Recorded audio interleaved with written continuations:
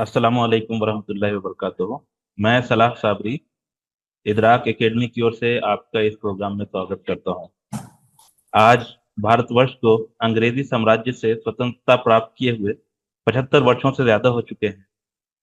इस बीच भारत ने कई उतार चढ़ाव देखे हैं और हिंदुस्तान बहुत सारे बदलाव का गवाह रहा है। कई दफा भारत की व्याख्या या आइडिया ऑफ इंडिया पे भी लोगों के विभिन्न मत देखने को मिले हैं। इसी संदर्भ में आज के प्रोग्राम में हम इंडिया आफ्टर इंडिपेंडेंस यानी भारत स्वतंत्रता के पश्चात या हिंदुस्तान आज़ादी के बाद इस मौजू पर हम गुफ्तगू करेंगे। इस विषय पर चर्चा करने के लिए हमने प्रोफेसर अपूर्वानंद साहब को मदऊ किया है, प्रोफेसर अपूर्वानंद जी को आमंत्रित किया है। उनकी शख्सियत किसी तारुफ का मोहताज नहीं है। प्रोफेसर अपूर्वानंद का ताल्लुक बिहार से है। वहीं से आपने तालीम हासिल की और अपने कैरियर की भी शुरुआत किया। फिलहाल प्रोफेसर अपूर्वानंद दिल्ली विश्वविद्यालय में हिंदी के अध्यापक हैं। हम आपको पिछले कई सालों से विभिन्न माध्यमों से देखते, सुनते और पढ़ते आए हैं। आपकी कई किताबें पब्लिश हो चुकी हैं, लेकिन आपका जो सबसे बड़ा परिचय है वो ये कि आप भारत के एक जिम्मेदार नागरिक हैं। तो प्रोफेसर अपूर्वानंद जी, आपका इस प्रोग्राम में स्वागत है। बहुत शुक्रिया। बहुत शुक्रिया, मुझे इस कार्यक्रम में बुलाने के लिए बहुत बहुत शुक्रिया। तो इस प्रोग्राम को बाकायदा शुरू करने से पहले मैं एक डिस्क्लेमर देना ज़रूरी समझता हूँ अपने नाजरीन को, अपने दर्शकों को, कि प्रोग्राम में हम आज़ादी के बाद के तमाम वाक़यात को कवर नहीं करेंगे, क्योंकि हमारे पास 1 घंटे का वक्त है। उसमें तमाम वाक़यात को तफसील के साथ हम कवर नहीं कर सकते हैं और न ही हम इसके अहल हैं। तो चंद वाक़यात को हम कवर करने की कोशिश करेंगे। तो बाकायदा हम प्रोग्राम का शुरुआत करते हुए सबसे पहले अपूर्वानंद जी से पूछना चाहते हैं, या उनसे हम एक तारुफ लेना चाहते हैं कि आप अभी इस वक्त दिल्ली विश्वविद्यालय में अध्यापक हैं और आप कई दशकों से भारत को देखते आए हैं, भारत के बदलाव के गवाह रहे हैं। तो पहले हम जानना चाहते हैं आपके बैकग्राउंड के बारे में। आपका बचपना कैसा था? आपका जो स्टूडेंट ईयर था यानी विद्यार्थी जीवन था वो कैसा था? और किन चीज़ों ने आपके विचार को प्रभावित किया? कौन सी चीज़ है जिन्होंने आपके थॉट को शेप किया? बहुत शुक्रिया।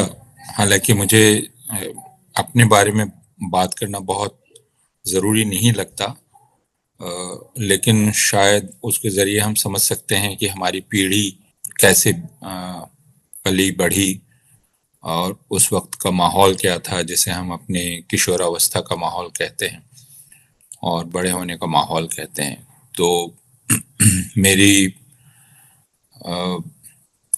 परवरिश बिहार के एक बहुत छोटे से कस्बे सिवान में हुई। मेरी अम्मी और मेरे बाबूजी, माता पिता दोनों, ये देवघर के हैं, जो अब झारखंड में है और संथाल परगना का एक शहर है।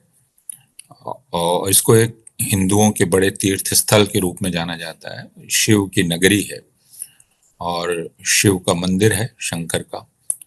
और आप कांवर का नाम सुनते होंगे। कांवर यात्रा आजकल काफी लोकप्रिय हो गई है हर तरफ, लेकिन हमने बचपन से देखा है और देवघर के शिव मंदिर में सावन में जल चढ़ाने के लिए कांवर यात्री जाया करते थे। तो उस वक्त कांवर यात्रा इतनी हिंसक नहीं होती थी और ये कोई बहुत बड़ा मसला नहीं होता था।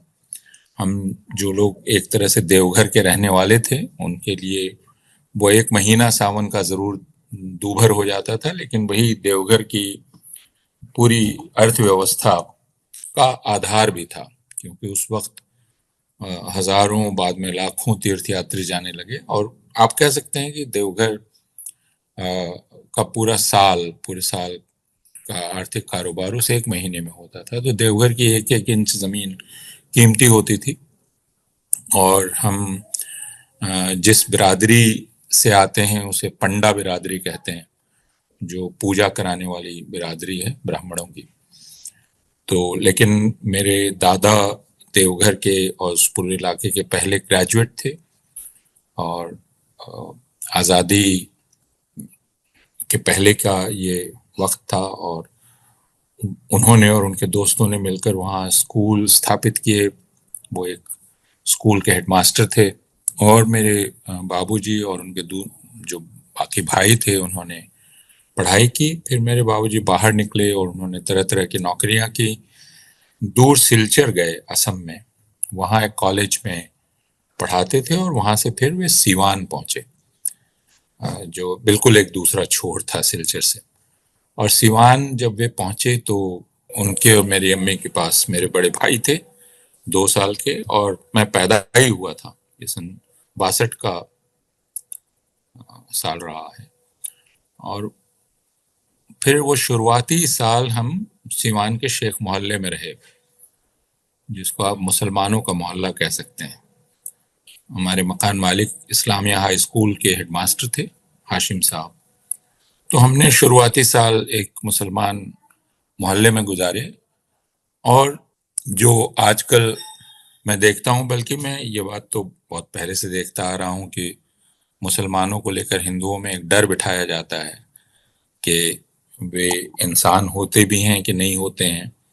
बहुत सारे हिंदू नहीं समझते हैं कि वे इंसान हैं, लेकिन जैसा मैंने कहा कि हमने आंख ही खोली एक मुसलमान मोहल्ले में। मेरी बहन पैदा हुई वहां, और आप कह सकते हैं पहला लुकमा उसको मेरे बाबूजी यानी मेरे पिताजी की जो शागिर्दा थी, जो मुसलमान थी, उन्होंने खिलाया।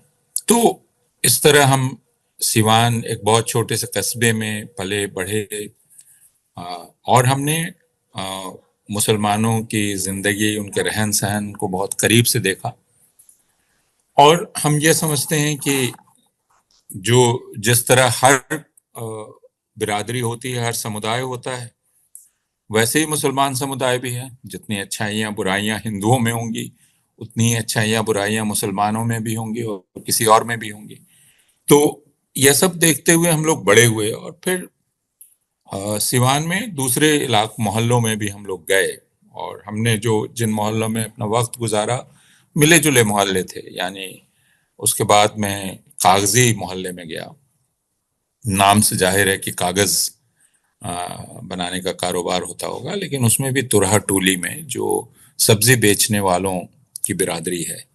तो हमारे घर के बगल में कुम्हार थे और सुनार थे और भड़भूजा यानी वो जो भूजा भूनने वाले लोग होते हैं वो थे, सब्जी बेचने वाले थे। तो ये एक, और मेरे बाबूजी कॉलेज में पढ़ाने वाले थे। तो आप समझ सकते हैं कि आजकल जिस तरह जिंदगी हो है, जिसमें हम बिल्कुल एक गेट लगाकर एक इलाके में रहते हैं, वैसे नहीं था। ये मोहल्लों की जिंदगी थी और कस्बों की, जिसमें तरह तरह के लोग एक दूसरे के साथ रहते थे। तो और सिवान में मुसलमान आबादी अच्छी खासी थी। वो मुसलमान पर्व त्योहार, हिंदू पर्व त्योहार, लोगों का मिलना जुलना। और सिवान में एक जोड़ी बहुत मशहूर थी। मेरे बाबूजी के दोस्त, दोनों ही दोस्त थे। फैज साहब थे जो इस्लामिया स्कूल में पढ़ाते थे, और दूसरे महेंद्र बाबू थे जो हेडमास्टर थे एक स्कूल के। लेकिन महेंद्र बाबू राष्ट्रीय स्वयंसेवक संघ के थे और फैज साहब इस्लामिया स्कूल में पढ़ाते थे। और दोनों बहुत गहरे दोस्त थे, और उन दोनों के परिवार में बहुत गाढ़ी दोस्ती थी। महेंद्र चाचा और फैज चाचा, हम हमारे दोनों ही चाचा थे। तो उनके परिवारों में बहुत गाढ़ी दोस्ती थी। तो हमने एक तरह से एक मिली जुली जिंदगी देखी है। और हम जब बड़े हो रहे थे तो हमने बहुत सारे राजनीतिक परिवर्तन देखे, सामाजिक परिवर्तन देखे, जिसे आप जयप्रकाश आंदोलन कहते हैं, उसकी याद है मुझको। उसके पहले गुजरात में जो नव निर्माण आंदोलन हुआ था, जयप्रकाश आंदोलन के पहले, उसकी भी याद है। और मुझे याद है कि मेरे बाबूजी जयप्रकाश आंदोलन के सख्त मुखालिफ थे, क्योंकि उनका ये ख्याल था कि यह आंदोलन राष्ट्रीय स्वयंसेवक संघ की इसमें बहुत बड़ी भूमिका है और इसका बहुत नुकसान होगा हिंदुस्तान को। और फिर हमने उस आंदोलन की वजह से इमरजेंसी देखी। लेकिन उसके पहले 60 के दशक में मैं बहुत छोटा था, बच्चा ही था, फिर भी हमें उसकी जो चर्चा होती रहती थी घर में, उसकी याद है। ये 60 के दशक के बीच से कैसे हिंदुस्तान की राजनीति में तब्दीली आने लगी। तो वह उथल पुथल, लेकिन उम्मीद अभी जनतंत्र से या जमहूरियत से खत्म नहीं हुई थी।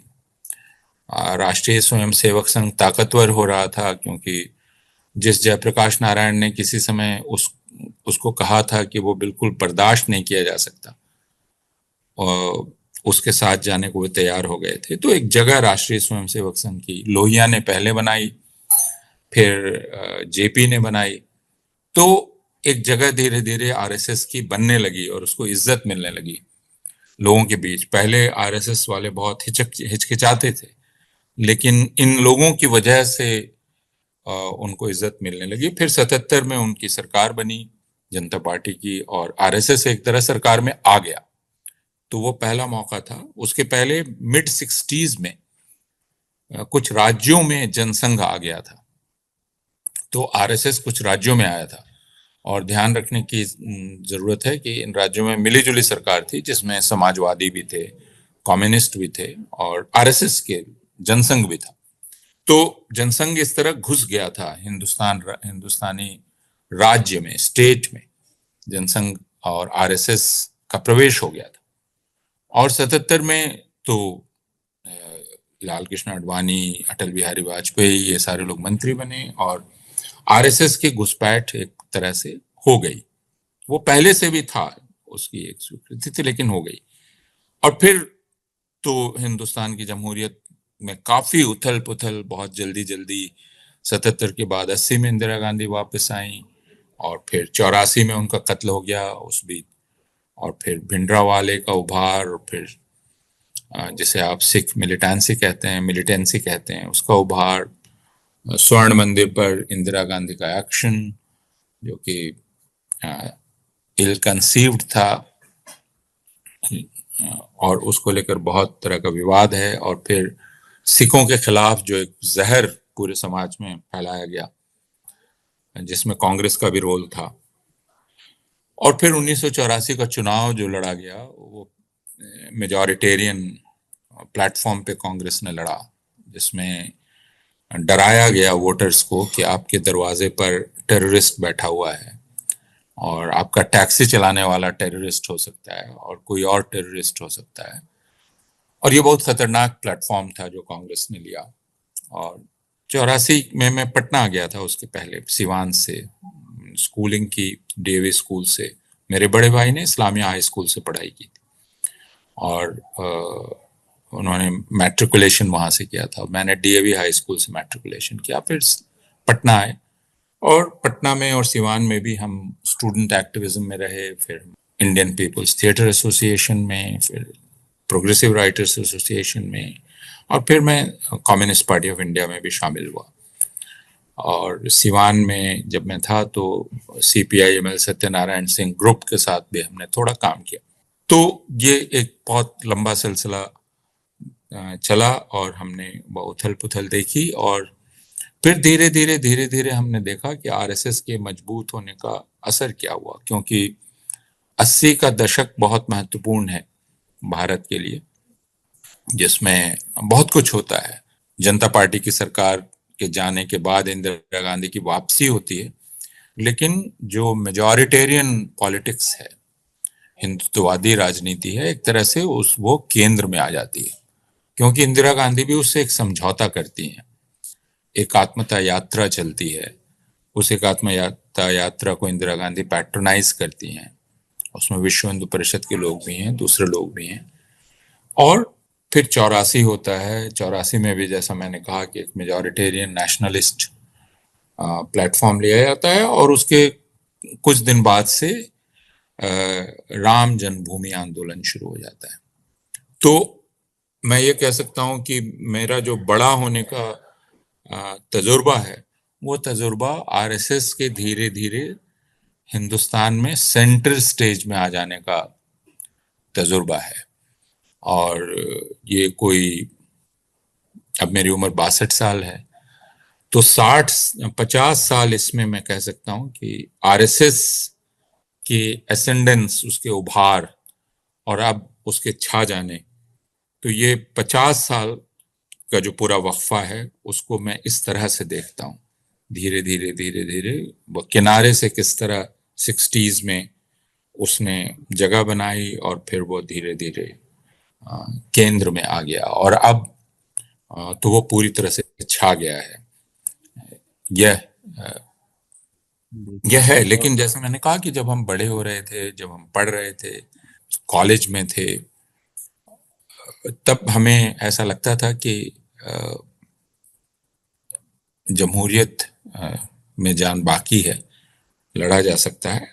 अलग अलग तरह के ख्याल थे, वामपंथी ख्याल भी थे, दूसरे ख्याल भी थे, अलग अलग तरह के थे। और उसी समय मंडल आधारित राजनीति भी शुरू हुई, जिसको आप पहचान की राजनीति कहते हैं, और उसने पूरी तरह बदल लिया हिंदुस्तान की राजनीति को।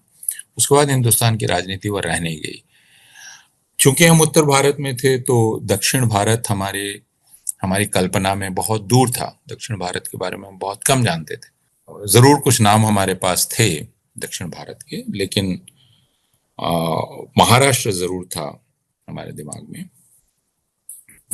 लेकिन जिसे उत्तर पूर्व कहते हैं, उसकी जानकारी उत्तर भारत के लोगों को बहुत कम थी। वह क्या है, मणिपुर, असम क्या है।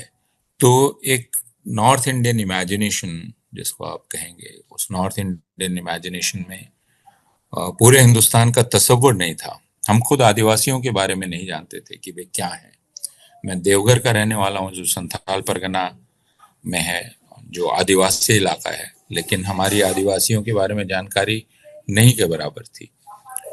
तो यह मोटा मोटी तौर पर मेरा तजुर्बा बड़ा होने का है। और जो चीज़ हमें 80s में, पिछली सदी के शुरुआत में खतरा लग रही थी, और जिसको लेकर हमने काफ़ी काम करने की कोशिश की, इप्टा के जरिए, पीडब्ल्यूए के जरिए, ऑल इंडिया स्टूडेंट फेडरेशन, बाकी माध्यमों से, आरएसएस के खिलाफ, तो लगा कि अब वो एक ना तमाम सिलसिले में बदल गया है। अर्ली 80s से जो काम शुरू हुआ था, वह काम खत्म होने को नजर नहीं आता। तो यह है। और भी बातें हैं जो आगे चर्चा होगी तो हम करेंगे।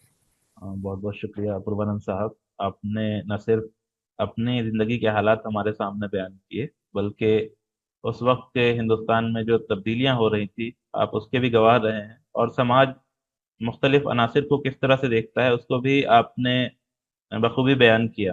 तो अब बाज़ाब्ता जो मौजू है हमारा, इंडिया आफ्टर इंडिपेंडेंस, हिंदुस्तान आज़ादी के बाद, भारत स्वतंत्रता के पश्चात, उस पर आते हुए, हालांकि आपने बहुत सारे सवालों के जवाब अपने इब्तदाई बयान में ही दे दिया, लेकिन फिर भी हम ये समझना चाहते हैं कि जिस वक्त भारत स्वतंत्र हुआ था, उस वक्त के क्या हालात थे। खासतौर से आज जो नैरेटिव पेश किया जाता है, हम हमारी उम्र तो वो नहीं है जो उस वक्त झांक करके देख सकें। हम किताबों से ही पढ़ते हैं या आप जैसे बुजुर्गों से सुनते हैं कि उस वक्त वाकई हालात क्या थे। क्या हर शख्स का अपना कोई ओपिनियन था, हर शख्स के पास डेफिनेटिव चॉइस थी, या फिर लोगों ने जो फैसले लिए मुख्तलिफ हालात में, वो मजबूरी के तहत भी लिए। तो उस वक्त के एक हालात अ, हिंदुस्तान की लीडरशिप के पॉइंट ऑफ व्यू से और हिंदुस्तान की आवाम के पॉइंट ऑफ व्यू से भी हम मुख्तसरन समझना चाहते हैं। उसके बाद हम आज़ादी देखिए, आज़ादी, इस पर काफ़ी कुछ कहा लिखा गया है। हिंदुस्तान को जो आज़ादी मिली, हम अब उसके पहले नहीं जाएंगे क्योंकि वो बहस बहुत तवील हो जाएगी, और वो पेचीदा बहस है, उसमें हम जाना नहीं चाहते हैं। जो तथ्य है वह यह है कि हिंदुस्तान आज़ाद हुआ, दो मुल्क बने। एक मुल्क हिंदुस्तान, दूसरा पाकिस्तान। यानी अगर आप कहेंगे कि हिंदुस्तान तो पहले से था, तो हाँ, हिंदुस्तान पहले से था, लेकिन दो नेशन स्टेट वजूद में आए। एक हिंदुस्तान था, पाकिस्तान था। और पाकिस्तान का पूरा तस्वुर, या पाकिस्तान का आधार था कि वह एक इस्लाम स्टेट रिलीजन है, उसको मानने वाला एक राज्य होगा, मुसलमानों का होगा। लेकिन ये बहुत साफ यह बात सबके सामने वाज़ेह है, सारे लोग जानते हैं कि वो सारे हिंदुस्तान में रहने वाले सारे मुसलमानों का मुल्क पाकिस्तान नहीं था। पाकिस्तान एक तरह से दो इलाकों की तकसीम पर बना, एक बंगाल और दूसरा पंजाब। अगर आप नॉर्थ इलाका है एक, उसको आप छोड़ दें, जो फ्रंटियर इलाका जिसको कहते हैं, तो इस पर बना। और तो ये एक तरह से पंजाब और बंगाल की तकसीम है, हम ये मानेंगे। ये जरूर है कि एक बहुत प्रभावशाली तबका था मुसलमानों में जो पाकिस्तान को अपनाता था, जिसने पाकिस्तान को अपनाया और पाकिस्तान के तसव्वुर का समर्थन किया। और वो बिहार और उत्तर प्रदेश में वो तबका था, और उत्तर प्रदेश और बिहार से गए अच्छी खासी संख्या में लोग गए पाकिस्तान। तो लेकिन ये दो मुल्क बने। अब हम हिंदुस्तान की बात करें, मैं पाकिस्तान की बात अभी नहीं कर रहा हूं। तो हिंदुस्तान में यह ख्याल भी बहुत ताकतवर था और बड़ा था कि भाई हिंदुस्तान को भी हिंदू राष्ट्र बनना चाहिए, क्योंकि 80% आबादी, बहुत बड़ी आबादी हिंदुओं की है। और जो नेशन स्टेट का पूरा तस्वर है जो हमने पश्चिम से सीखा, वेस्ट से सीखा, तो वो तस्वर तो यही था कि नेशन आखिर बनता क्या है। नेशन तो बनता है एक तरह की जुबान हो, एक तरह का मजहब हो, एक तरह के लोग होंगे, एक तरह की कल्चर होगी, तो एक नेशन बनेगा। फिर हिंदुस्तान उसमें एक बड़ी अजीब व गरीब चीज थी। हिंदुस्तान एक नेशन कैसे बन सकता है? हिंदुस्तान में कन्नड़ बोलने वाले हैं, मराठी बोलने वाले हैं, इतनी आदिवासी जुबानें हैं, बांग्ला बोलने वाले हैं, तमिल बोलने वाले हैं, तो ये सब एक मुल्क कैसे होंगे, एक राष्ट्र कैसे होंगे, एक नेशन कैसे होंगे? यह एक मुअम्मा जैसा था, पहेली, और खासकर पश्चिम के लोगों के लिए बड़ी पहेली थी। दूसरा उनका यह ख्याल था कि ये हिमाकत तो इन लोगों ने कर ली है कि आज़ादी ले ली है, लेकिन संभाल नहीं पाएंगे, क्योंकि हिंदुस्तान की बड़ी आबादी निरक्षर है, वह शिक्षित नहीं है, उसको मालूम नहीं है। तो जमहूरियत, लेकिन जमहूरियत को संभालने की सलाहियत निरक्षर लोगों में कैसे आएगी? ये एक ख्याल था। और इसलिए उस वक्त बहुत सारे लोगों ने लिखा कि ठीक है, हिंदुस्तान आज़ाद हो गया है, लेकिन ये बहुत जल्दी बिखर जाएगा, इसको संभाल नहीं पाएंगे ये लोग। दूसरा कि आज़ादी के साथ ही मारकाट जो शुरू हुई, तो उसमें भी लोगों ने कहा कि ये तो देखिए अभी ही पहला ही मौका मिला है और एक दूसरे का चीथड़ा उड़ा देने पर लोग आमादा हैं, तो ये तो एक मुल्क रह ही नहीं पाएगा। ये एक तरह की कयास आराई और एक तरह का प्रेडिक्शन किया जा रहा था, भविष्यवाणी की जा रही थी कि नहीं रह पाएगा। लेकिन हिंदुस्तान के जो दानिश्वर हमारे संविधान बनाने वाले थे, इसके दस्तूर बनाने वाले थे, उन्होंने जो एक इनकलाबी काम किया, वह इनकलाबी काम क्या था?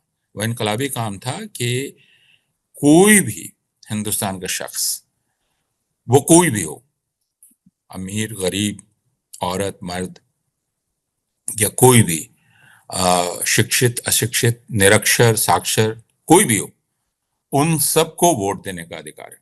ये बहुत इनकलाबी बात थी जिसको लोग समझ नहीं पाते हैं, क्योंकि आप दुनिया में जमहूरियत की तारीख उठा के देखें तो जो अपने आप को बहुत आगे बढ़ी हुई जमहूरियत कहते हैं, वहां भी कई बिरादरियों को और कई कम्युनिटीज को वोट देने का अधिकार बहुत बाद में मिला। आप जानते हैं अमेरिका में भी ये कैसे धीरे धीरे मिला, यूरोप के देशों में भी कैसे धीरे धीरे मिला, लेकिन हिंदुस्तान में एक बार भी एक साथ सबको ये अधिकार मिला, और ये बहुत बड़ी बात थी। इसका मतलब ये कि हिंदुस्तान का दस्तूर बनाने वालों ने हिंदुस्तान के लोगों की अक्ल पर भरोसा किया, उनके इंटेलिजेंस पे भरोसा किया।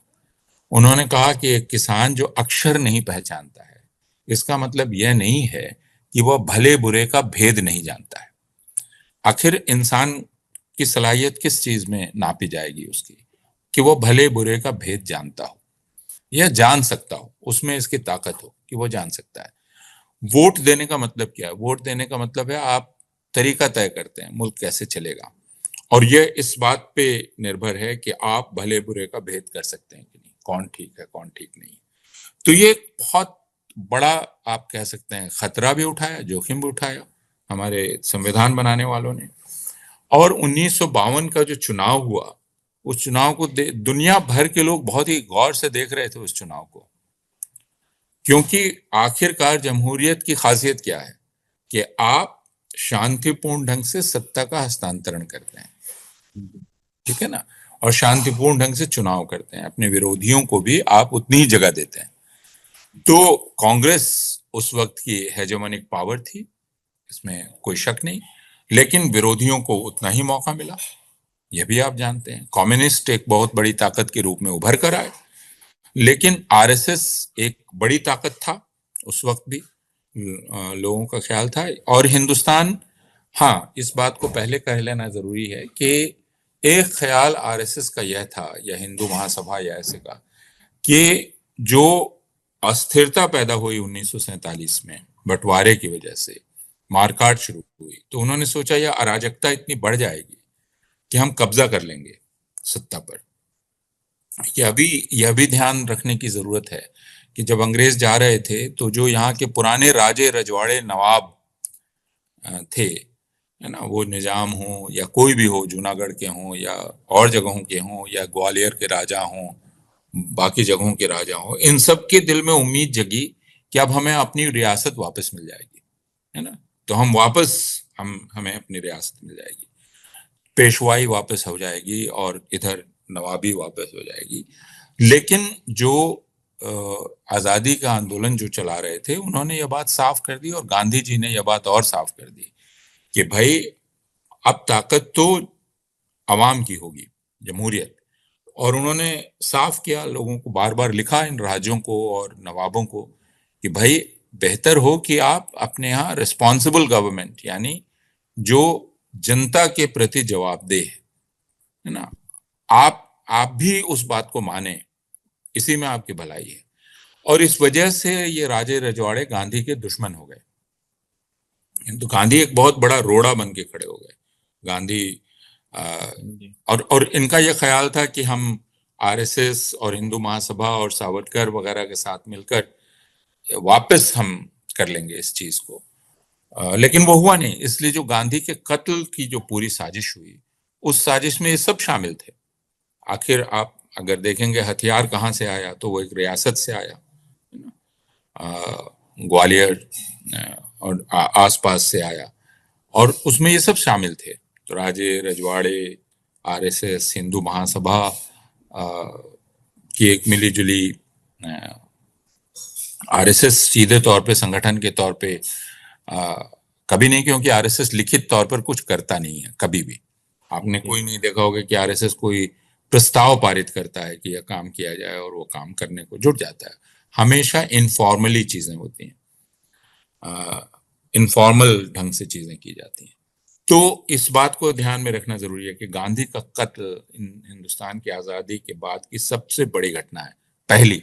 और वो गांधी आजाद हिंदुस्तान में 6 महीना भी नहीं रह पाए, इस बात को नोट किए जाने की जरूरत है, बल्कि उनको नहीं रहने दिया गया। और जिन लोगों ने नहीं रहने दिया, उनके बारे में धीरेन झा ने जो अपनी अभी हाल की उनकी किताब आई है गोलवलकर पर, और उसके पहले जो उनकी नाथूराम गोडसे पर किताब आई है, उसमें उन्होंने ये बात एकदम साफ दस्तावेजों के जरिए की है कि आरएसएस से उसका रिश्ता बना हुआ था, है ना। और गोलवलकर का जो ब्लूप्रिंट था नेशन स्टेट का, वो नेशन स्टेट का ब्लूप्रिंट ही आज लागू हो रहा है, जिसमें उन्होंने बहुत साफ कहा था कि मुसलमानों और ईसाइयों की दोयम दर्जे की शहरियत होगी, है ना, उनको मानना पड़ेगा जो हिंदू जैसा, वो जैसा हिंदू डिफाइन करते हैं। लेकिन दूसरी तरफ जो हमारी सेक्युलर राजनीतिक ताकत थी, जिनके हाथ में उस वक्त मुल्क की बागडोर थी, जैसा मैंने कहा, उन्होंने साबित किया कि हिंदुस्तान में जमहूरियत की जड़ें जम सकती हैं, और वो आजादी के आंदोलन के दौरान ही जमना शुरू हुई थी। लेकिन 1952 के चुनाव ने साबित किया, और उसके बाद अगर आप संसद की कार्रवाइयां देखेंगे, तो आप देखेंगे संसद की कार्रवाइयां कितनी संजीदा हो रही हैं, है ना। कांग्रेस, मैं फिर कह रहा हूं, कांग्रेस हेजेमोनिक पावर है। नेहरू की जो लोकप्रियता है उसका कोई मुकाबला नहीं है, लेकिन नेहरू खारिज नहीं करते हैं विपक्ष को, बैठते हैं संसद में, सबको सुनते हैं। नेहरू के खिलाफ अविश्वास प्रस्ताव आता है, नेहरू की सरकार के खिलाफ, तो मैं ये कह सकता हूं कि वो जो पूरा 17 साल थे, वे 17 साल हिंदुस्तान की संसदीय राजनीति के सबसे अच्छे साल थे, क्योंकि उसमें नेहरू के जो सबसे तीखे आलोचक थे, उन तीखे आलोचकों को भी पूरी आजादी थी, नेहरू का विरोध करने की, और नेहरू को जवाब देना पड़ता था। अब आप सोचिए कि अटल बिहारी वाजपेयी कल, एक तरह से आप कह सकते हैं नेहरू के आगे अटल बिहारी वाजपेयी की उस वक्त औकात ही क्या थी, लेकिन अटल बिहारी वाजपेयी को भी सुना जाता था। ये नहीं कि नेहरू अटल को भी खारिज कर दें या किसी को खारिज कर दें, सुना जाता था। प्रधानमंत्री जवाब देता था, प्रधानमंत्री समझता था कि, और इज्जत करता था, जो भी विरोधी हैं उनकी इज्जत करता था। तो इस तरह जमहूरियत बनी और हिंदुस्तान को बनाने की कोशिशें शुरू हुई। क्योंकि आप यह भी ध्यान रखिए कि जब हिंदुस्तान आजाद हुआ उसके 5 साल पहले ही, 4 साल पहले 47 में आजाद हुआ, 43 में कितना बड़ा अकाल पड़ा था, लाखों लोग मारे गए थे।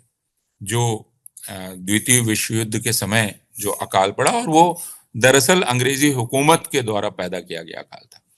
तो हिंदुस्तान पूरी तरह पामाल था, कंगाल करके उसको चूस कर अंग्रेज गए थे। और नेहरू और हिंदुस्तान की सरकार के आगे बहुत बड़ी चुनौती थी। 2 तरह की चुनौतियां थी।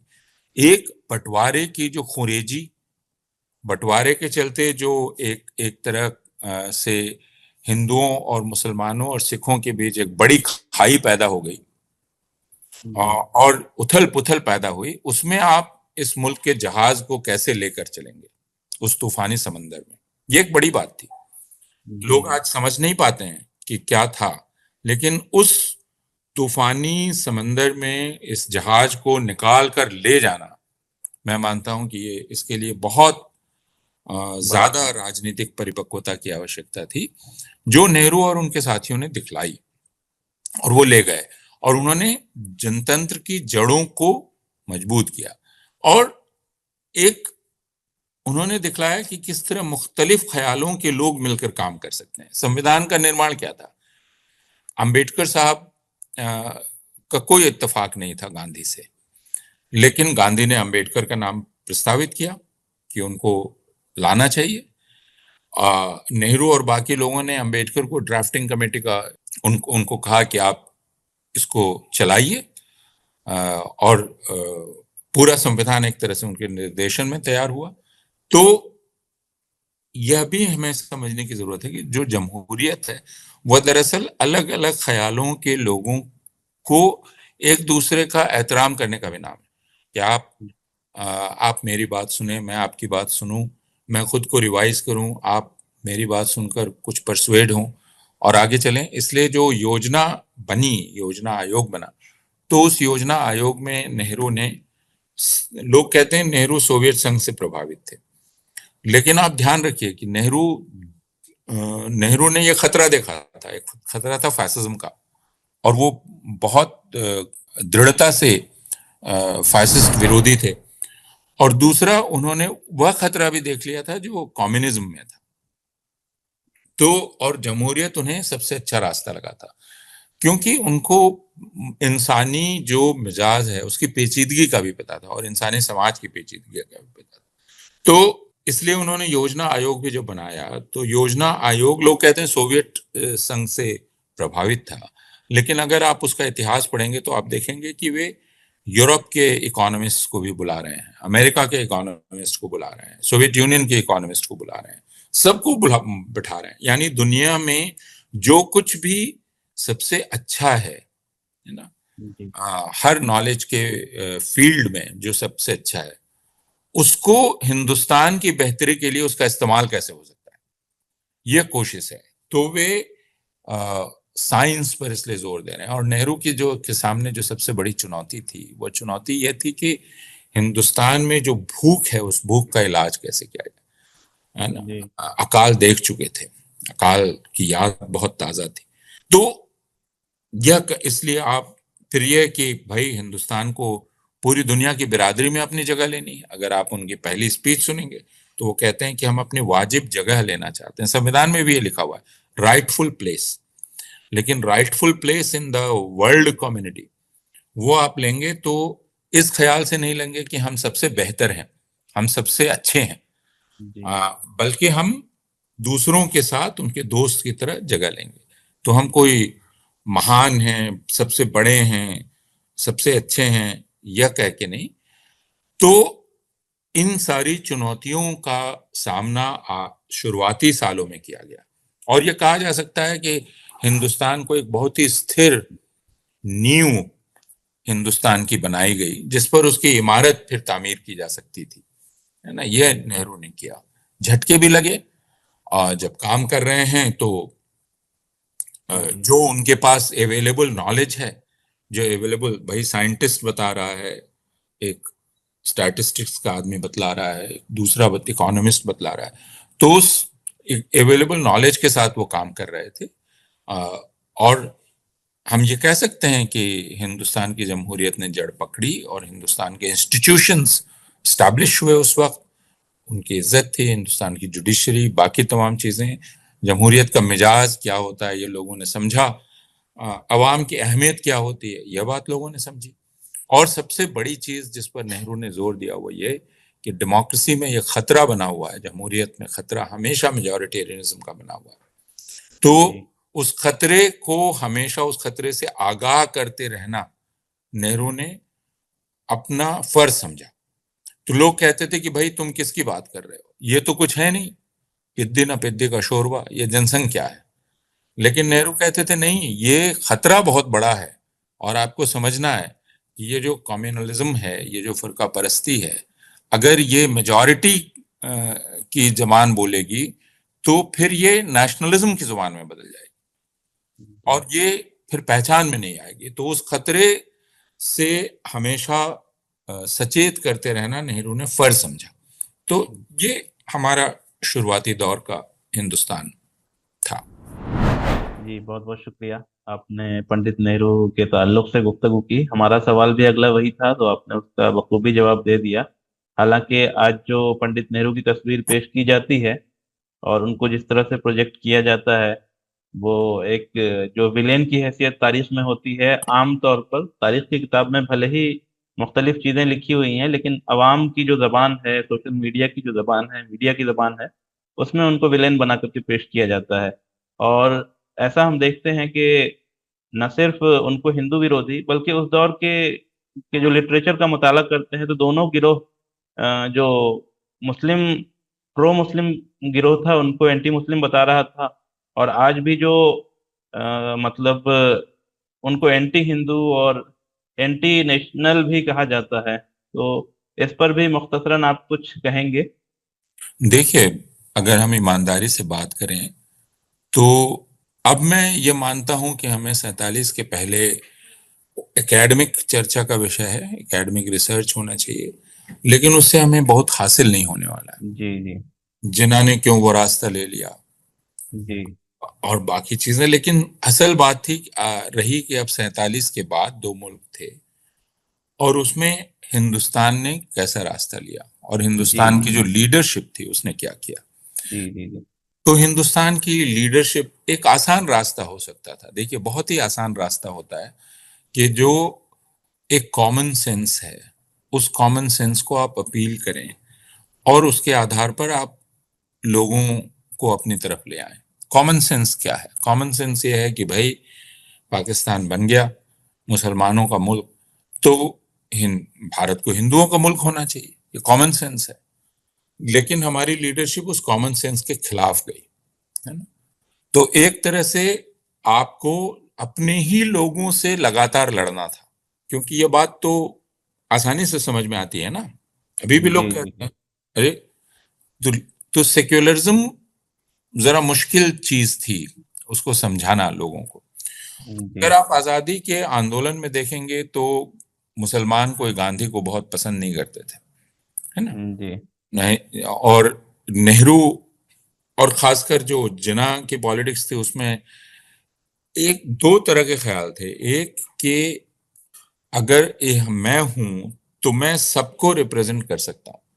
दूसरी तरफ ये कहा जा रहा है कि नहीं, आप सबको नहीं कर सकते, आपका नाम अगर फलां है तो आप सिर्फ अपने नाम की तरह के लोगों को रिप्रेजेंट कर सकते हैं। जी तो यह एक बड़ी लड़ाई थी, है ना। अब आप उस पर और भी बहस हो सकती है और उस जी बहस में जी जी गुंजाइश जी कि क्या उससे ये नहीं होगा कि अगर आप हिंदू हैं तो हिंदू मुसलमान को रिप्रेजेंट करेगा, तो कभी भी मुसलमान को ये मौका नहीं मिलेगा कि वो रिप्रेजेंट करे सबको। और हम देख रहे हैं कि हिंदुस्तान में आज हम उसी हालत में पहुंच गए हैं। कि एक मुसलमान चीफ मिनिस्टर हो, एक मुसलमान प्राइम मिनिस्टर हो, हम इसको सोच ही नहीं सकेंगे, ये हो ही नहीं सकता। इसको बल्कि कहा जाता है कि यह सोचना एक मुजरिमाना बात है ना, ये जुर्म है। एक मुसलमान ये हिमाकत कैसे कर सकता है कि वो ये कहे कि मैं चीफ मिनिस्टर होऊंगा या प्राइम मिनिस्टर होऊंगा। तो यह चीज लेकिन इस चीज पर उन लोगों ने जोर दिया कि भाई हिंदुस्तान में 80% हिंदू होते हुए भी, जो बात गांधी ने कही थी, और नेहरू खुद को गांधी की औलाद कहते थे एक तरह से, गांधीयन। और मैं ये मानता हूं कि हिंदुस्तान में जो आखिरी गांधीयन हुआ गांधी के बाद, जो गांधी की जुबान जिसने बोली वो नेहरू ही थे और कोई नहीं था। इन सारी चीजों से, और एक तरह की तंग नजरी थी, उस तंग नजरी के खिलाफ लड़ना, उस तंग नजरी से लोगों को आगाह करते रहना। तो आप नेहरू की स्पीचेस सुनिए, नेहरू के पब्लिक मीटिंग में उनकी स्पीचेस सुनिए, जो चीफ मिनिस्टर को वो खत लिखते हैं लगातार उसको सुनिए। वो लगातार कहते हैं कि भाई ये एक गड्ढा है, एक खाई है, इस तरफ मत जाओ, है ना। और वो ये कहते हैं कि कोई भी डेमोक्रेसी इस बात से नापी जाएगी, उसका जो उसकी क्वालिटी है कि वहां माइनॉरिटी को न सिर्फ हिफाजत बल्कि उसको इज्जत का ख्याल होता है। लेकिन वे ये जान रहे थे कि ये कीड़ा हमारे यहाँ है, तो ये कीड़ा, तो वे बार बार खत लिखते थे कि भाई आर्मी में इतना कम रिप्रेजेंटेशन है मुसलमानों का, पुलिस में इतना कम रिप्रेजेंटेशन है मुसलमानों का, नौकरियों में इतना कम रिप्रेजेंटेशन है। वे बार बार, लेकिन वे एक डेमोक्रेटिक सेटअप में भी थे, तो चीफ मिनिस्टर्स की अपनी जगह है, स्टेट्स की अपनी जगह है, इंस्टीट्यूशंस की अपनी जगह है। प्राइम मिनिस्टर कोई डिक्टेटर नहीं है कि वो कह दे तो बात मान ली जाए। तो वो खत लिख रहे हैं, कह रहे हैं, परसुएट कर रहे हैं। और यह बात भी मालूम है कि आरएसएस जरूर एक संगठन है, लेकिन जैसा मैंने कहा कॉमन सेंस ये है कि भाई हिंदुओं का हक ज्यादा होना चाहिए, है ना। और गांधी कह रहे हैं नहीं, सबका हक बराबर होगा। यह बात लोगों की समझ के परे थी। ये कैसे हो सकता है कि 80 का भी वही हक हो जो 20 का हक हो? यह कैसे हो सकता है? 80 का जो हक है वही होगा जो 10 का होगा? ये कैसे हो सकता है? तो यह कल्चर, जिसको आप सेक्युलरिज्म की कल्चर कहते हैं, उसकी तरबियत देने का काम इन लोगों ने किया, और ये बहुत ही मुश्किल काम था जो नेहरू कर रहे थे। जी, बहुत बहुत शुक्रिया। हम उससे थोड़ा सा आगे बढ़ेंगे, लेकिन एक मुख्तसर सवाल उस वक्त के ताल्लुक से, क्योंकि आज भी कई दफा इस पे बहस होती है। सीएनआरसी के दौर में भी कुछ लोगों ने दबे अल्फाज में कहा, पड़ोसी मुल्क से भी इस बात पर अक्सर लिखा जाता है। वो है मौलाना आज़ाद के ताल्लुक से, कि हिंदुस्तानी मुसलमान मौलाना अबुल कलाम आज़ाद को अपना रहनुमा समझते हैं। लेकिन ऐसा है कि दोनों तरफ से आज की तारीख में उनको ये कहा जाता है कि वो हिंदू मुस्लिम यूनिटी के पक्षधर नहीं थे, हकीकत में तो वो इस्लामिस्ट थे, लेकिन प्रैक्टिकल कारणों की वजह से यूनिटी की बात करते थे। चूंकि मुसलमान माइनॉरिटी में थे, ये उन पर एक तरफ से इल्जाम लगाया जाता है। और दूसरी तरफ उन पर इल्जाम ये लगाया जाता है कि वो कांग्रेस के दरहकीकत एजेंट थे, मुसलमानों के रहनुमा नहीं थे। तो आज जो हिंदुस्तानी मुसलमान जिनको अपना रहनुमा समझता है, ये एक बहुत पेचीदा सूरत हाल का सामना करना पड़ जाता है। सीएनआरसी के दौर में भी कुछ लोगों ने कहा कि हम उनकी बात मान करके मुसीबत में फंस गए। पड़ोसी ममालिक से भी अ, ऐसी बातें आने लगी कि वो शुक्र अदा करते हैं जो मौलाना आजाद की बात नहीं मानी, जबकि हम लोगों को लगता है कि एक बहुत अच्छा डिसीजन था उनकी बात मानना। तो इस पर भी ऐसा, आप कुछ कहेंगे, हमारी रहनुमाई करेंगे, उसके बाद अभी के वक्त पर हम आते हैं। देखिए मौलाना आज़ाद का को मैंने बहुत गहराई से नहीं पढ़ा है, तो लेकिन मैंने पढ़ा है। और जैसा मैंने कहा कि मौलाना आज़ाद क्या मुसलमानों के रहनुमा होना चाहते थे? एक सवाल यह है ना, कि वो मुसलमान थे, इसमें तो कोई शक नहीं। इस्लाम के वो बहुत बड़े विद्वान थे, इसमें भी कोई शक नहीं। उनके बहुत गहरे दोस्त थे नेहरू। नेहरू और वे साथ साथ जेल में थे। अगर आप नेहरू के खतों को पढ़ेंगे तो आप देखेंगे नेहरू जो इंदिरा को खत लिख रहे हैं अहमदनगर फोर्ट जेल से, हर खत में एक शेर होता है या दो शेर होते हैं, है ना। और वे मौलाना आजाद, वो कहते हैं कि मौलाना आजाद मुझे बतलाते हैं ये शेर मैं तुम्हारे लिए लिख रहा हूं, ठीक। तो वो हर हर रोज लिखते हैं। तो क्या मौलाना आजाद मुसलमानों के रहनुमा होना चाहते थे या वो हिंदुस्तानियों के रहनुमा थे, या हिंदुस्तान की आजादी में जैसे बाकी लोग थे वैसे थे, जिनका नाम मौलाना आजाद था, है ना। जैसे नेहरू, क्या नेहरू हिंदुओं के रहनुमा होना चाहते थे? क्या गांधी हिंदुओं के रहनुमा होना चाहते थे? क्या मौलाना हसरत मोहानी मुसलमानों के रहनुमा होना चाहते थे? एक वक्त तक जिन्ना भी मुसलमानों के रहनुमा नहीं होना चाहते थे, तो वो पूरे हिंदुस्तान को रिप्रेजेंट करना चाह रहे थे। तो एक एक एक लंबे वक्त तक, वो तो 30s से शुरू होता है ना पूरा, जो तफरका अलग अलग होना शुरू होता है, जिसमें ये इंसिस्ट किया जाता है, जिसमें ये जिद की जाती है कि गांधी सिर्फ हिंदुओं के नेता है, नेहरू सिर्फ हिंदुओं के नेता है, और जिसका मौलाना आजाद का नाम चूंकि मुसलमान है तो मुसलमानों के रहनुमा है। हाँ, वो मुसलमान थे तो मुसलमानों से एक ऐसे जुबान में बात कर सकते थे जो इस्लाम की जुबान हो, जिसको उस तरह वे समझे, क्योंकि इस्लाम को एक औजार बनाया जा रहा था, है ना। और उन्होंने शहरियत के बारे में बात की कि शहरियत दरअसल या जमहूरियत मिलजुल के जो समाज चलता है या मिला जुला समाज चलता है उसी में बेहतर पनपती है। वो अगर एक ही तरह के लोग रहेंगे तो एक एक सेहतमंद समाज नहीं बनेगा। और दूसरा कि जो अभी ये कहते हैं कि भाई हमने उनकी बात मान के गलती, किसी ने किसी की बात मानी नहीं। हमें ईमानदारी से बात करनी चाहिए। लोग यहाँ क्यों रहे रहे कईयों ने फैसला किया, बहुत ही हिम्मत का फैसला था, लेकिन वे रहे क्या उन्होंने आजाद की बात मान ली? एक ही परिवार में एक हिस्सा रहा, दूसरा हिस्सा गया, है ना। तो क्या ये साजिशन हुआ? कई लोग कहते हैं ये साजिशन हुआ, एक को भेज दिया, दूसरा रह गया, क्योंकि हिंदुस्तान को भी पाकिस्तान बनाना है, बच्चे पैदा करके और बढ़ा लें। तो ये सब बातें लोगों में होती हैं कि अरे बहुत ही चालाक है मुसलमान, तो अपने भाई को भेज दिया, माँ को भेज दिया और खुद रह गए, तो ताकि यहाँ आबादी बढ़ा लेंगे, फिर इसमें भी फिर मांग करने लगेंगे। तो लेकिन लोग रहे हिंदुस्तान में। मैं सिर्फ ये कहना चाहता हूँ कि मौलाना आजाद की ऐसी कोई इच्छा नहीं थी कि वो हिंदुस्तान के मुसलमानों के रहनुमा हों। हम कहते हैं कि वो मुसलमानों के रहनुमा थे। अब जो लोग सीए आंदोलन के दौरान कह रहे थे कि हमसे गलती हुई, हाँ, सीए आंदोलन के दौरान हम भी कह रहे थे कि सीए आंदोलन के दौरान जैसा मुसलमानों के साथ बर्ताव किया गया, तो उसमें जिना की बात सही साबित हुई कि हिंदू जब बहुत बहुमत में आ जाएंगे तो मुसलमानों के साथ बर्ताव क्या होगा, ये दिखलाई पड़ा 2014 के बाद, है ना।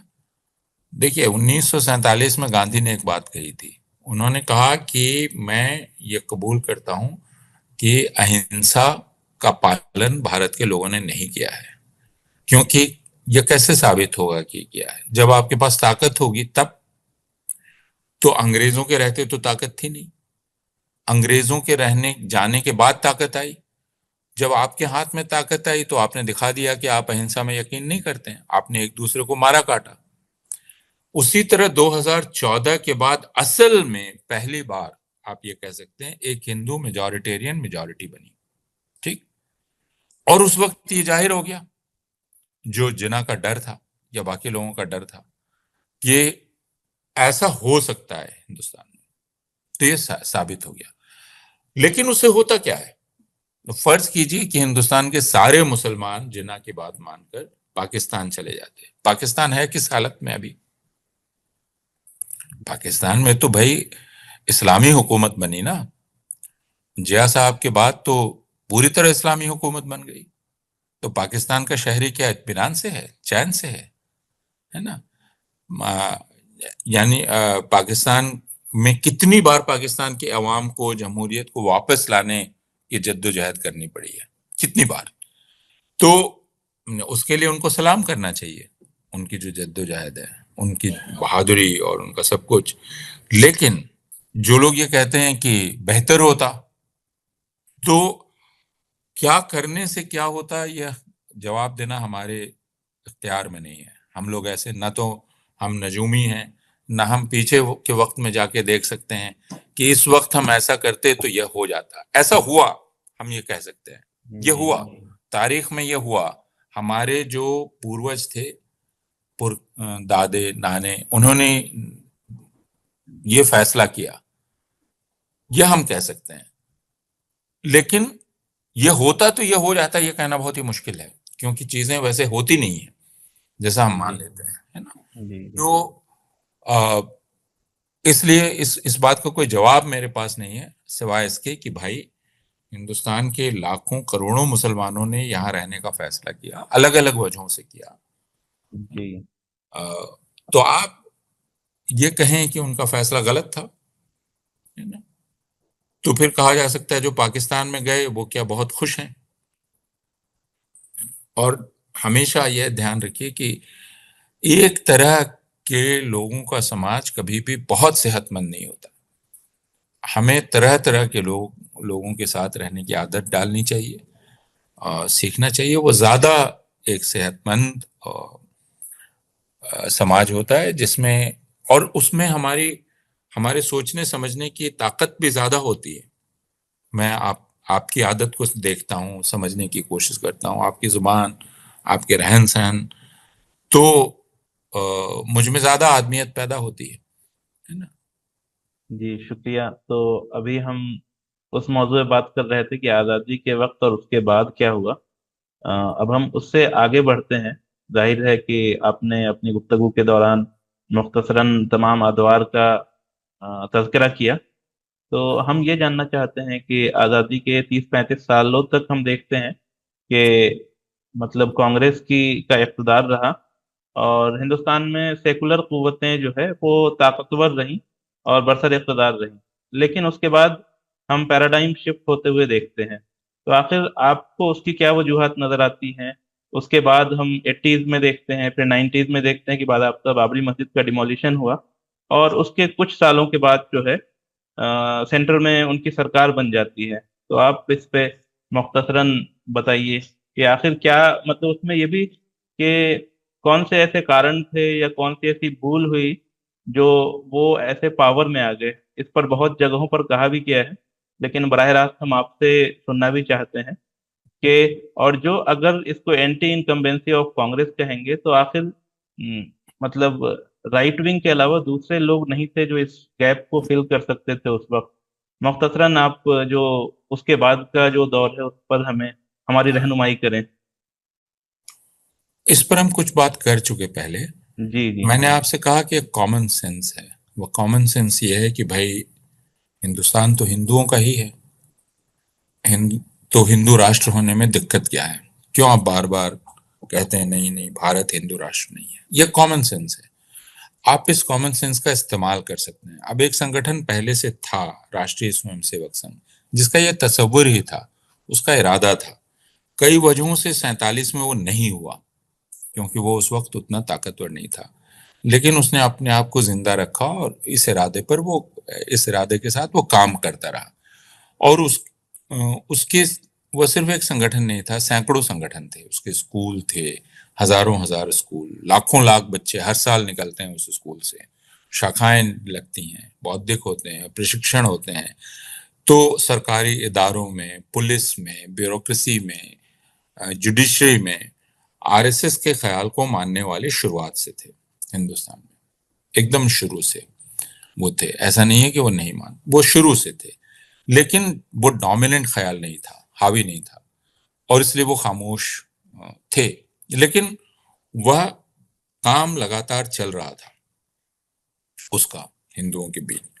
और आरएसएस ने अलग अलग पॉलिटिकल एक्सपेरिमेंट किए, और फिर आरएसएस को लोगों ने जगह दी। इस पर हम शुरू में बात कर चुके हैं। लोहिया ने जगह दी, जयप्रकाश ने जगह दी, समाजवादियों ने जगह दी, कम्युनिस्टों ने जगह दी, सब ने जगह दी आरएसएस को। तो इस तरह हम ये कह सकते हैं आरएसएस को पकड़ के लोग ले आए।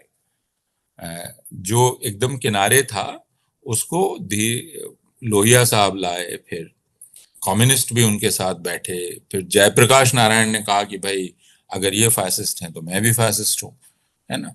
तो हर कोई धीरे धीरे आरएसएस को लाया, जिससे अवाम को, हिंदू अवाम को ये लगा कि भाई 1948 में हमने जो समझा था कि गांधी के जो कातिल हैं उनकी कोई जगह नहीं होनी चाहिए, तो हमारे जो ऐसे लोग हैं जिनकी हम इज्जत करते हैं वे अगर उसके साथ जा रहे हैं तो ये तो जरूर कोई बात होगी। और धीरे धीरे आरएसएस की पैठ हुई। उस पर हम शुरू में चर्चा कर चुके हैं कि वो स्टेट में आए, फिर स्टेट इंस्टीट्यूशंस में आए, मीडिया में बहुत बड़े पैमाने पर आए। आज हम जो देख रहे हैं वो आज की बात नहीं है। अगर आप 80s में जाएंगे, अगर आप राम जन्मभूमि आंदोलन का कवरेज देखेंगे मीडिया में, तब आपको समझ में आएगा कि दरअसल जो आरएसएस मानने वाले लोग थे वो मीडिया में कितना पहले से मौजूद है। तो वो थे, वो सब के सब थे, और हमारी यूनिवर्सिटीज में, बाकी तमाम जगहों पर वे लोग थे। लेकिन आरएसएस का तरीका यह है कि वो इंतजार करता है कि जब वो ताकतवर हो तब हमला करे, और वो मौका 14 के बाद आए। तो यह एक फैसला भी था। अब इसकी वजूहात बहुत सारे लोग कहते हैं कि यह जो न्यू लिबरलिज्म आया 1990 के बाद, उसकी प्रक्रिया पहले से शुरू हो गई थी इंदिरा गांधी के वक्त से, लेकिन उसके बाद नरसिम्हा राव के समय, मनमोहन सिंह के जरिए, उसके चलते लोगों की जिंदगी में काफी उलटफेर हुई और एक बड़े तबके को नाइंसाफी का ख्याल होने लगा। और आप उस ख्याल के लिए जिम्मेदार ठहरा सकते थे एक आबादी को, जो मुसलमानों की आबादी, कि दरअसल मुसलमान जिम्मेवार हैं उसके लिए, कि अगर उनके पास रिसोर्सेज नहीं हैं तो वो रिसोर्सेज मुसलमान ले रहे हैं, है ना। अगर उनके मौके नहीं हैं तो वो मौके मुसलमान ले रहे हैं। तो आप जैसे ट्रम्प वहां खड़ा करते हैं या यूरोप में खड़ा किया जाता है कि भाई इमिग्रेंट्स ये दरअसल आपके रिसोर्सेज ले रहे हैं। तो एक आप पूरी दुनिया में देखते हैं कि जो ग्लोबलाइजेशन की प्रक्रिया है, या ये प्रक्रिया है, इसके साथ साथ नेशनलिज्म काफी उभार पर, या पॉपुलिज्म काफी उभार पर आता है ना। क्योंकि आप एक आबादी को देखते हैं कि ये जिम्मेदार है आपकी बदहाली के लिए, ठहरा सकते हैं। जैसे कोरोना के समय आप खोज रहे थे कौन जिम्मेदार होगा, तो तबलीगी जमात को खोज लिया गया। तो एक आसान चीज थी। और पहले जैसे यहूदियों को उधर खोजा जाता था, उस खोजा गया। अब पूरी दुनिया में मुसलमानों को ठहरा दिया जाता है जिम्मेवार चीजों के लिए। तो हिंदुस्तान में कई तरह की चीजें चल रही थी, जिनसे धीरे धीरे आरएसएस सेंटर स्टेज में आया। ये कई लोगों का फैसला था, जैसे मैंने कहा जयप्रकाश नारायण का फैसला, लोहिया का फैसला। इसको ऑब्जेक्टिव फैक्टर नहीं कहेंगे। ये कोई ऑब्जेक्टिव फैक्टर नहीं है कि जॉर्ज फर्नांडिस बीजेपी के स्पोक्स पर्सन, उसके प्रवक्ता की तरह बात करने लगे, जो एक वक्त उसके सख्त मुखालिफ थे। विश्वनाथ प्रताप सिंह ने बीजेपी के साथ मिलकर सरकार बनाना तय किया, ये फैसला था। तो ये लोगों के फैसले हैं, जिन फैसलों के फिर नतीजे होते हैं। आप उसके बाद कहने लगते हैं नहीं कोई ऑब्जेक्टिव फैक्टर था दुनिया में जो चल रहा था, उस वजह से ये, जैसे ये होना ही था। मेरा ये कहना है ये नहीं भी हो सकता था अगर आपने दूसरे फैसले किए होते, है ना। लेकिन एक के बाद एक वैसे फैसले किए गए जो कांग्रेस के लोगों ने भी किए। मैंने कहा कि 1984 में कांग्रेस ने पहला मेजॉरिटेरियन इलेक्शन लड़ा, जो बहुत गलत बात थी और बहुत ही खतरनाक थी। उसके पहले इंदिरा गांधी ने एक्सपेरिमेंट किया कि क्या वो एक सहला सकती हैं इस भावना को। तो मेरी अपनी समझ है कि ये सब कुछ इन फैसलों की वजह से हुआ। और अब जो हम देख रहे हैं, अगर इसको थोड़ा मुख्तसर करें, क्योंकि बातचीत बहुत लंबी हो रही है, कि एक फैसला हिंदुस्तान के कॉरपोरेट दुनिया ने किया, और वो फैसला यह था जो मनमोहन सिंह सरकार के दौरान ही किया गया। वो ये, मनमोहन सिंह सरकार ने बहुत सारे मौके कैपिटलिज्म के लिए फराहम किए, आसान किया सब कुछ, लेकिन अब उसको हड़बड़ी थी, है ना, और सारा कुछ चाहिए था, और वो मुश्किल था क्योंकि इन्वायरमेंट लॉज थे, जंगल की जमीन को लेकर कानून था, लोगों के अधिकार को लेकर कानून थे, और वो आड़े आ रहे थे मुनाफे के। तो सब कुछ चाहिए अब कॉरपोरेट्स को, उनको जमीन चाहिए, उनको जंगल चाहिए, उनको खाने चाहिए, उनको नदी चाहिए, सब कुछ चाहिए। और वहां वह यूपीए सरकार में मिलना जरा मुश्किल था। तो उन्होंने तय किया कि वो चुनेंगे, क्योंकि गुजरात में देख चुके थे वे इस बात को कि गुजरात का मुख्यमंत्री ने उन हर चीज हवाले कर दी थी उनके, और और एक मॉडल दिखलाया था, जैसे नैनो कार के खिलाफ, जब जी टाटा के खिलाफ जब एजिटेशन हुआ बंगाल में, तो नरेंद्र मोदी ने ऑफर दिया कि आप हमारे यहाँ आ जाइए। तो उसमें कोई किसी भी तरह की कोई मुश्किल, तो टाटा वो पहले आदमी थे शायद, मुझे अगर गलत याद नहीं है, जिन्होंने कहा था कि नरेंद्र मोदी में हिंदुस्तान का प्राइम मिनिस्टर होने का पोटेंशियल है। तो 2007 से ये तैयारी शुरू हो गई थी, जो 2014 में आकर दिखलाई पड़ी, और ये तैयारी कॉरपोरेट दुनिया ने की थी। उस बीच में अरविंद केजरीवाल का पूरा उनका जो पूरा महाज खड़ा हुआ है एंटी करप्शन, और मैं ये मानता हूं कि ये भी उसी सिलसिले की एक कड़ी थी जिसमें कॉरपोरेट दुनिया ने उसको खड़ा किया, और उसमें आरएसएस की भी भूमिका थी। और उसके बाद रास्ता बहुत हमवार हो गया, क्योंकि मनमोहन सिंह सरकार की साख खत्म हो गई, और उसमें उनकी भी भूमिका थी साख खत्म होने में। और इस पर अभी अध्ययन होना बाकी है, लिखा जाना बाकी है ईमानदारी से, कि क्यों ऐसा लगा कि उस सरकार को लकवा मार गया है, क्यों ऐसा लगा। मैं इस जुबान का इस्तेमाल नहीं करना चाहता हूं, क्योंकि लकवा हमें आपको सबको मार सकता है, और लेकिन क्यों ऐसा लगा कि अब वो सरकार चलना नहीं चाहती, क्यों ऐसा लगा। जी तो ये सारी चीजें हैं जिन पर अभी ईमानदारी से बात किया जाना जरूरी है। लेकिन ये सब कुछ हुआ, और इसका नतीजा, जैसा मैं कह रहा हूं कि इसमें सबसे ज्यादा अगर कोई कसूरवार है तो कॉरपोरेट दुनिया है, जी जिसने मीडिया के जरिए एक मिथ खड़ा किया गुजरात मॉडल का, और हिंदुस्तान के बड़ी आबादी हिंदुओं की उसको गुमराह किया, और एक वादा दिलाया कि एक आदमी आ रहा है जो सब कुछ बदल कर रख देगा, है ना, नया हिंदुस्तान बना देगा। और आप जानते हैं कि जैसा गोएबल्स का कहना था कि आप झूठ को 100 बार बोलेंगे तो सच नजर आने लगता है, तो वो झूठ 100 बार बोला गया, और तब से लगातार 100 बार बोला जा रहा है। जी। तो आपने हमारे अगले सवाल का भी जवाब दे दिया, जो हम 2004 से 14 के दरमियान में पूछना चाह रहे थे। लेकिन एक चीज हमारे जहन में आती है कि 2004 का जब इलेक्शन था, तो उस वक्त माहौल बिल्कुल उनके पक्ष में था, और नारे भी जो उस वक्त आते थे वो हम लोगों ने बराह रास्त अपनी आंखों से देखा है, मीडिया को भी देखा है। उस वक्त हम लोगों ने अपने शऊर की आंखें खोल ली थी, उस वक्त स्टूडेंट लाइफ थी। तो उस वक्त हमने देखा कि इंडिया शाइनिंग का नारा, फील गुड का नारा दिया जा रहा है, लेकिन जब नतीजे आए इलेक्शन के तो बिल्कुल मुख्तलिफ थे। और अभी 2024 में भी देखते हैं कि बहुत भव्य इनॉग्रेशन होता है, और उसके बाद भी नतीजे उतने उम्मीद अफजा नहीं हैं, उतने मतलब जिस तरह से लग रहा था नतीजे उस तरह से नहीं आएंगे 2004 2024 दोनों में। तो आप इस पर कुछ कमेंट करेंगे, और उसके बाद हम अपने गुफ्तगू के अख्ताम की तरफ बढ़ेंगे। जी हाँ, 2004 के जो चुनाव के नतीजे थे, उनसे बहुत लोगों को हैरत हुई थी। और मैं फिर कह रहा हूँ कि हिंदुस्तान में जो पॉलिटिकल साइंस है या जो कुछ है, और जैसे 2004 के नतीजों को अभी तक ठीक से एनालाइज नहीं किया गया है, क्यों हुआ उसको ठीक से समझा नहीं गया है। क्यों ऐसा हुआ कि जिस कैंपेन को पूरा मीडिया चला रहा था वो कैंपेन नाकामयाब हो गई, है ना, इंडिया शाइनिंग की कैंपेन नाकामयाब हो गई, क्यों हुआ। मैं खुद अपने को बहुत काबिल नहीं समझता हूं कि मैं इसका अभी आपको जवाब दे पाऊं, लेकिन मेरे लिए ये एक सवाल है। उसी तरह लेकिन 2024 में समझा जा सकता है, क्योंकि 2024 के पहले कई राज्यों से इस तरह की खबर आने लगी थी कि जो खासकर नौजवान आबादी है, 25 साल से ऊपर की, 30 साल से ऊपर की, उनको अपना कोई मुस्तकबिल नजर नहीं आ रहा है ना, नौकरियां नहीं है, जो छोटे व्यापारी हैं वो पूरी तरह पामाल हो गए।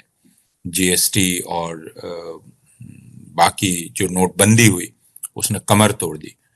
तो उसका असर धीरे धीरे हुआ और लोगों ने समझा कि ये हम बिल्कुल तबाह हो जाएंगे। और फिर हिंदुस्तान की एक पेचीदगी भी है जो जोग्राफिकल है, जोग्राफिया जो हिंदुस्तान का है, उस जोग्राफिया को अगर आप देखेंगे तो महाराष्ट्र और उत्तर प्रदेश बिल्कुल दो अलग मुल्क नजर आएंगे, है ना, ये एक नहीं है। या फिर तमिलनाडु और बिहार में कोई तुलना नहीं है किसी भी तरह की। तो कुछ राज्यों में लेकिन अभी भी ये सवाल है कि जैसे कर्नाटक में लोगों ने एक अलग रास्ता चुना, महाराष्ट्र में लोगों ने अलग रास्ता चुना, उत्तर प्रदेश में अलग रास्ता चुना, लेकिन फिर बिहार में क्यों नहीं हुआ, जो कि उत्तर प्रदेश की तरह का राज्य है। जो फॉर्मूला उत्तर प्रदेश में सफल हुआ वो बिहार में क्यों नहीं हो पाया? ठीक उसी तरह बाकी मुल्क जिस तरफ चल रहा था, महाराष्ट्र या कर्नाटका या उत्तर प्रदेश, उड़ीसा क्यों उसके एकदम उलट चला गया? तो कई फैक्टर्स हो सकते हैं, जो फैक्टर्स पार्टियों के अपने जब उनके हम अंदरूनी चीजों की जांच पड़ताल करेंगे तब पता चलेगा कि हो क्या रहा था इसमें। अब जो हालात हैं, जिस तरह से चुनाव लड़े जाते हैं, वो पुराना तरीका नहीं है। उसमें बहुत कुछ है जो साजिश है ना। बहुत सारे अब बिहाइंड द सीन, पर्दे के पीछे काम करने वाले लोग हैं। हमें बहुत सारी चीजें मालूम नहीं होती हैं कि इलेक्शन कमीशन का जो पूरा रोल है वह अब रोल ट्रांसपेरेंट नहीं है, तो हमें मालूम नहीं है कि कहाँ क्या हो रहा है। बहुत सारी चीजें अब हमें मालूम नहीं है जी। जो आम तौर पर जिससे आप किसी चीज को एक्सप्लेन कर सकते थे ये क्यों हो रहा है, लेकिन इलेक्शन कमीशन ने क्या किया ये हमको बहुत ठीक से मालूम नहीं है, तो हम बस अंदाज करते हैं ये हुआ। बहुत सारी चीजों में हम अंदाज करते रह जाते हैं। बहुत बार हम ये नहीं समझ पाते हैं कि क्या एक जो विपक्षी दल था उसके कुछ नेताओं को खरीद लिया गया या कुछ कुछ ने अपने आप को बेच दिया, पीछे से वहीं दल में बने रहे। जैसे हम जब ये देखते हैं कि एक एक दल का नेता है जो अपने बेटे को खड़ा करा देता है दूसरी पार्टी से, है ना, वो उस दल का नेता है, बड़ा नेता है, उसका बेटा दूसरी पार्टी से खड़ा है, फिर भी वो उस दल का नेता है। ये कैसे हो रहा है, क्या हो रहा है?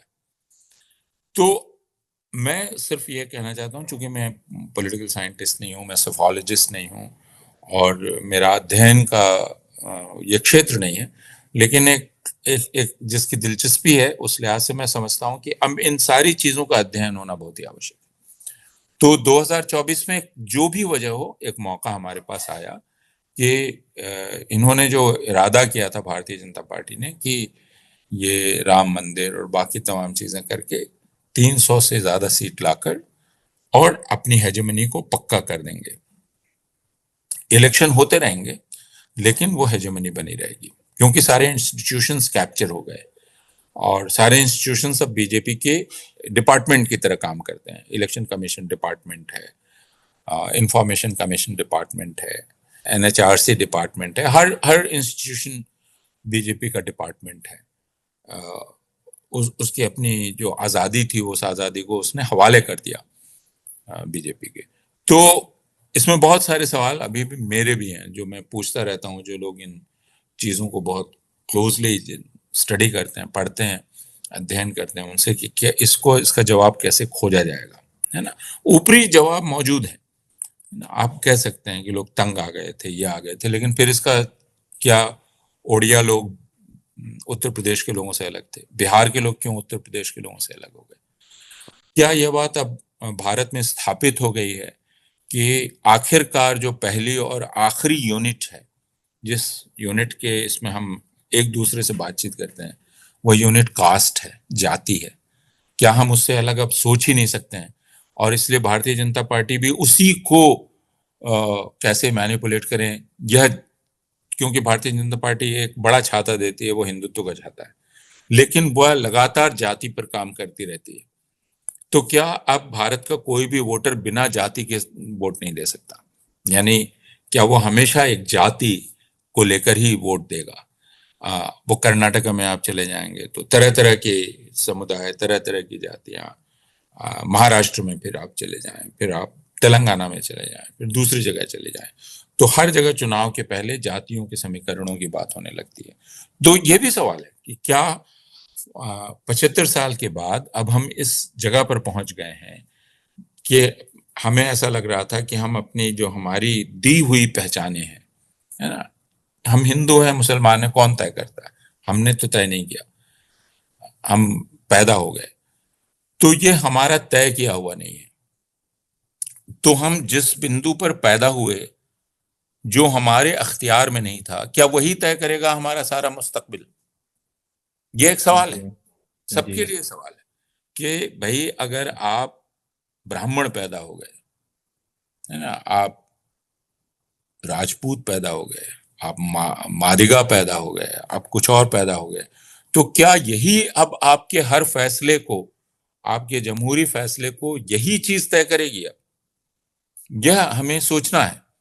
और क्या अब रिप्रेजेंटेशन ऐसे ही होगा कि क्या तुम्हारा आदमी वहां आ रहा है कि नहीं, उसका आदमी वहां आ रहा है कि नहीं, यह इस चीज पर होगा? और क्या अब मोल तोल बार्गेनिंग इसी पर होगी कि हम तुम्हारा आदमी वहां ले आएंगे और उसका आदमी वहां ले आएंगे?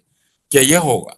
तो क्या अब हमारी जमहूरियत इसी तरह चलेगी? तो जो वादा था जमहूरियत का, क्या वो वादा पूरी तरह टूट गया? यह हमें सोचना पड़ेगा। और तो ये सवाल हैं जो अभी जी। मेरे सामने भी, मेरे पास उनके जवाब नहीं है। मैं लोगों से जवाब खोजता हूँ जो ज्यादा दानिश्वर हैं, उन बड़े, उनसे मैं जवाब मांगता हूँ। बदनसीबी ये है मेरी कि जवाब मिला नहीं अभी तक। तो हम सेशन के आखिरी सवाल की तरफ चलते हैं। अंतिम प्रश्न जो है हमारा, वो ये है कि वर्तमान समय में अल्पसंख्यकों से संबंधित है।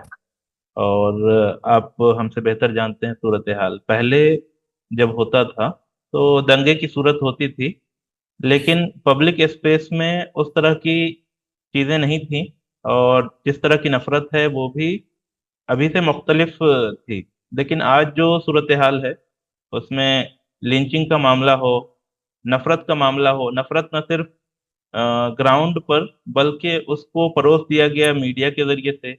और सोशल मीडिया तो उस पर कोई किसी का कंट्रोल नहीं है। अगर खोलिए तो समझिए कि आप नफरत को दावत दे रहे हैं सोशल मीडिया पर। और उसके अलावा पब्लिक स्पेस में भी जो है वो अल्पसंख्यकों के लिए बहुत वो पेचीदा सूरत हाल हो गई है। तो आप इस सिलसिले में क्या कहेंगे, और रहनुमाई किस तरह करेंगे, किस तरह हम डील करें उस सिचुएशन से, क्योंकि हमको अल्टीमेटली एक आम इंसान की तरह जिंदगी भी गुजारनी है। मैं ये मानता हूँ कि अभी के हालात एक तरह से बहुत ही असाधारण हैं और हमने बड़े होते हुए इसकी कल्पना नहीं की थी। लोगों के सोचने समझने में कुछ बुनियादी तब्दीली आ गई है। खासकर हिंदुओं के भीतर एक बहुत बड़ा तबका पैदा हो गया है जो जो ये मान के चल रहा है कि हिंदू सबसे अच्छे होते हैं। और ठीक है, सबसे अच्छे होते हैं, ये मानने का हक है उनको, लेकिन वो ये मान के चल रहा है कि हर किसी को उसके मातहत होना चाहिए और वो यह तय करेगा कि दूसरा कैसे रहे, कैसे जिए, कैसे चले। आ, यानी वो मालिक है, यह ख्याल उसके दिल में आ गया है और उसने कब्जा जमा लिया है उसके दिमाग पर।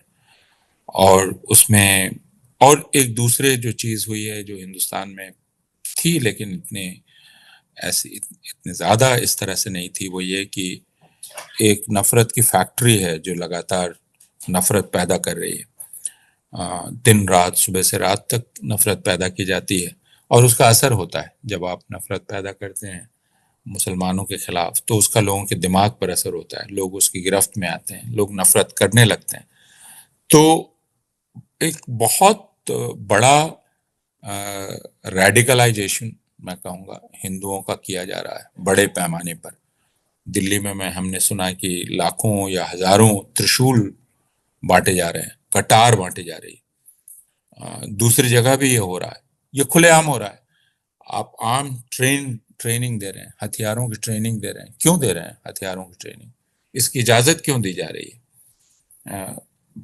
भाई, हथियार पर जो अधिकार है वो राज्य का है और किसी का नहीं है।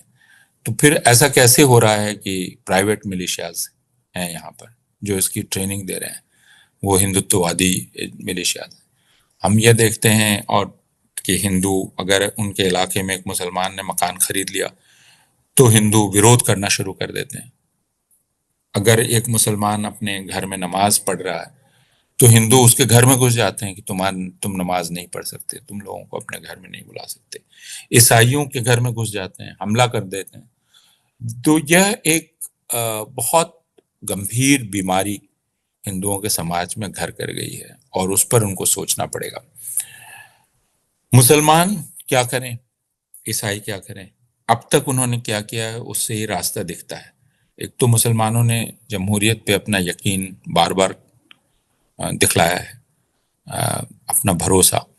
वे वोट देने जाते हैं, उन पर हमला हो रहा है, उस हमले का जवाब हमले से नहीं दिया जा रहा है। हमला होता है, वे उसके शिकार होते हैं, फिर वे अदालत का दरवाजा खटखटाते हैं। उनके साथ दूसरे लोग भी खड़े होते हैं। तो एक तरह से एक संवैधानिक, एक कॉन्स्टिट्यूशनल रास्ते से मुसलमान इन हालात का सामना करने की कोशिश कर रहे हैं। ज़किया जाफरी 2002 से 2022 तक इंसाफ की लड़ाई लड़ती हैं।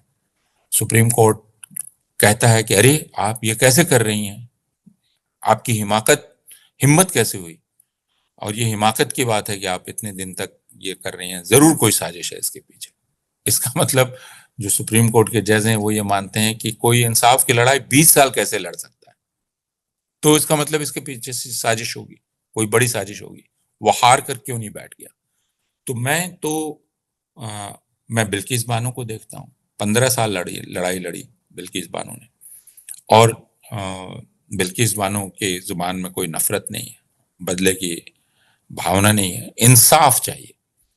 अभी भी जो हाल में एक बच्चा मारा गया, एक मुसलमान, मैं या संभल में जो मारे गए, मैं उनके रिश्तेदारों को देख रहा था, माँ बाप को।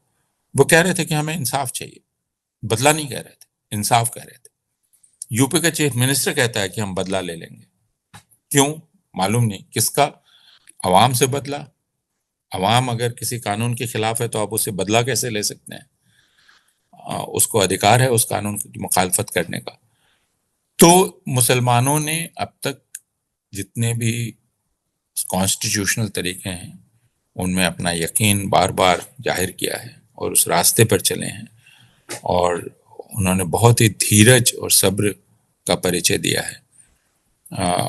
अब इम्तहान है हिंदुस्तान की पॉलिटिकल क्लास का कि वह मुसलमानों का इंसाफ की इस लड़ाई में साथ दें, हिम्मत के साथ, साहस के साथ, और हिंदुओं के बीच वो जाएं और उन्हें बतलाएं कि उनके साथ एक बहुत बड़ा मजाक किया जा रहा है, धोखा किया जा रहा है उनके साथ, और वे जर्मनी के जर्मनों की तरह होते चले जा रहे हैं ना, बेहिस और हिंसक जो जर्मन हो गए थे, जो उन्हें 1945 के बाद पता चला, जब झटका लगा, तब उन्होंने कहा कि अरे हम ये थे। बहुत सारे लोगों ने इनकार करने की कोशिश की, नहीं नहीं हम ऐसे नहीं थे। फिर स्टडीज हुई, बतलाया गया कि नहीं, आपने इसका समर्थन किया जो हिटलर कर रहा था। तो हम जो कर रहे हैं, हम जो हैं, वे समर्थन कर रहे हैं इसका। अगर हम विरोध नहीं कर रहे हैं तो हम समर्थन कर रहे हैं। यह बात हम सबको समझने की जरूरत है। और इंस्टीट्यूशंस सबसे ज्यादा जिनके पास ताकत है, जुडिशरी, बाकी सब। अब आप इलाहाबाद के हाई कोर्ट के जस्टिस को देखते हैं जो खड़े होकर विश्व हिंदू परिषद की सभा में भाग लेता है, दूसरे जजेस भाग लेते हैं। हमारे आप संभल में देख रहे हैं डिस्ट्रिक्ट मैजिस्ट्रेट क्या कर रहे हैं, एसपी क्या कर रहे हैं। आप बाकी जगह देख रहे हैं डिस्ट्रिक्ट मैजिस्ट्रेट, एसपी क्या कर रहे हैं। तो कहीं वो फूल बरसा रहे हैं कांवड़ियों पर, कहीं उनका पांव धो रहे हैं, कहीं उनका पांव दबा रहे हैं, तो कहीं गले लग रहे हैं, एक हथियार यात्रा में गले लग रहे हैं जो हथियार यात्रा निकाल रहा है। तो ये बहुत सबसे ज्यादा नाजुक वक्त में हम लोग हैं, और ये परीक्षा की घड़ी है हिंदुओं के लिए सबसे ज्यादा, कि वे ये साबित कर पाएं कि उनमें इंसानियत बची हुई है, उनमें संविधान का ख्याल बचा हुआ है, और वे ये मानते हैं, वो किस रास्ते को सही मानते हैं। तो अभी का सवाल तो यही सवाल है। जी सर, बहुत बहुत शुक्रिया। और आखिर में हम यही कहेंगे कि अभी जो हालात हैं उसमें क्या आपको कोई उम्मीद की किरण नजर आती है? जैसा 2004 में भी हमने देखा, लंबी है गम की शाम मगर शाम ही तो है। देखिए, हम तब्दीली को चुनाव से जोड़ते हैं, और वो ठीक भी है। मैंने कहा कि निराशा के बहुत सारे कारण हैं, आ, और हो सकता है कि बहुत जगह मुझे उम्मीद नजर ना आए, लेकिन मैं यही मानता हूं कि हमारा एक फर्ज है, वो इंसान होने का फर्ज है, और वह है कि जो बात ठीक है उस बात को उस बात को करते चले जाना, और उस बात को कहते चले जाना, क्योंकि वो ठीक है। इसलिए कि वो अभी कामयाब नहीं है, वो हार गई है, पीछे पड़ गई है, इसलिए वो बात गलत नहीं साबित होती। गांधी ने कहा कि मैं जानता हूं कि हिंदुस्तानियों ने अहिंसा का पालन नहीं किया। उनसे लोगों ने कहा कि फिर अहिंसा तो गलत साबित हुई। उन्होंने कहा नहीं, अहिंसा गलत साबित नहीं हुई, हम कमजोर साबित हुए हैं। तो मैं मानता हूं कि जमहूरियत, लोगों का एक साथ रहना, लोगों में एक दूसरे में इंसानियत को देखना, एक दूसरे को समझने की सलाहियत पैदा करना, यही सही रास्ता है। नफरत सही रास्ता नहीं है, और इस सही रास्ते पर तो हमें चलना ही पड़ेगा। इसके अलावा कोई चारा नहीं है। इसमें हम कामयाब होंगे अपनी जिंदगी में 5 साल में, 10 साल में, हम नहीं जानते, लेकिन इस वजह से इस पर चलना बंद तो नहीं कर सकते। जी जी, तो आपका बहुत बहुत शुक्रिया प्रोफेसर अपूर्वानंद कि आपने हमें मुख्तसर से रिक्वेस्ट पे, बहुत छोटी रिक्वेस्ट पे आपने हमें समय दिया और हमारे दर्शकों से आज़ादी के बाद के भारत के ताल्लुक से कुछ बातें रखी। जाहिर है तमाम बातों पर 1 से 1.5 घंटे के प्रोग्राम में गुफ्तगू नहीं हो सकती है, लेकिन आपने बहुत अच्छी बातें हमारे दरमियान रखी। हम आपसे गैर रस्मी तौर पर भी इस्तेफादा करते रहते हैं। आपके मुख्तलिफ लेक्चर्स जो ऑनलाइन अवेलेबल हैं, आपके लेख, उनसे भी हम इस्तेफादा करते रहते हैं, और आपने बाज़ाब्ता हमें हमारे प्रोग्राम में वक्त दिया, उसके लिए हम बहुत बहुत शुक्रगुजार हैं। और जितने भी दर्शक हमारे साथ जुड़े हुए हैं, आप तमाम लोगों को भी हम शुक्रिया अदा करते हैं कि आपने हमें ज्वाइन किया और अपना कीमती वक्त दिया। बहुत बहुत धन्यवाद।